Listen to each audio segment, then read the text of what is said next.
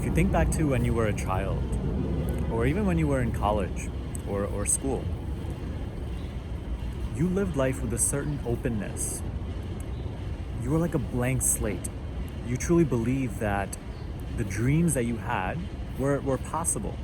And you lived life with a certain openness to the sense of possibility. What was possible for you, what you can do, what you can achieve, how you can be. And think about it, since then, this openness has sort of closed off because perhaps the pressure to pay the bills, or the pressure of a relationship, or the sense of responsibility or duty. And these have closed that openness, that sense of blankness, that there's a life before me that is completely uncertain, completely full of spontaneity, creativity. Now it's almost like I'm living in a structure and I know what's coming next, and I know what's coming next year, and so on. I would advise you to again recognize that all this sense of responsibility, all these pursuits that you're entangled in because you're trying to live up to a certain image, or you're comparing yourself to your neighbor, all these things are unnatural, and all these things are actually conceptual. They seem real, but they're entirely conceptual. And you can renew that sense of openness, that sense of aliveness, that sense of adventure that you once had when you were a child. Not by doing something else, but by truly just being that open again. No matter how many limits you have, no matter how much pressure there is to pay the bills and this and that and this, live freely. There's a certain level of awareness that is even required to speak like this and embody this. And you don't have to wait to reach that level of awareness. You can be like this, and that level of awareness will automatically find you. But you have to have that willingness, that openness. Truly live life like the realm of possibility, the infinite the playground in which you exercise your infinite potential, moment by moment. And it doesn't have to be anything extraordinary. It could be as simple as sitting here on this bench in a park. But inwardly, you are full of joy. You are full of excitement.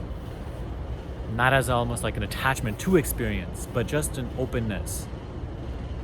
And I know I keep repeating the word openness, but that's the closest that I can come to describing what I mean.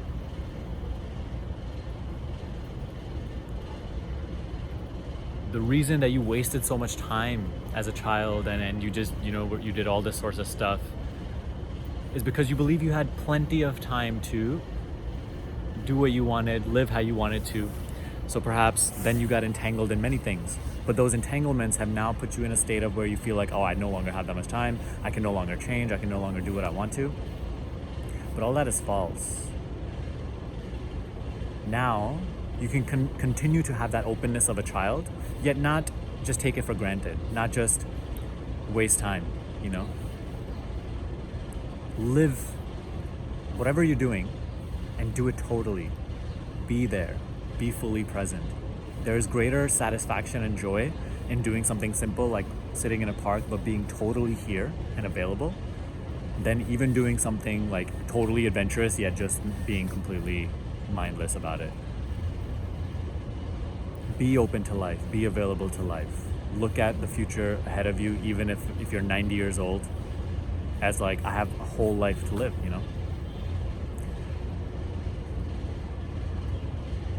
Because ultimately that view is more aligned to what you really are, rather than the structural view, the mental view of yourself. Here's my story. Here's what I could have achieved. Here's what I didn't do. Here are all of my failures and successes. Let all that go. That's all nonsense. It's funny, we're talking about possibilities and openness, yet the teaching that I'm sharing with you today is not at all about achievement. It's about living life fully. It's about being here, transforming anything into the utmost expression of love, beauty, aliveness. And it does not need any waiting. It does not need any becoming this or that. Just be that right now. Live like that right now. Perhaps this is your call to that state of being.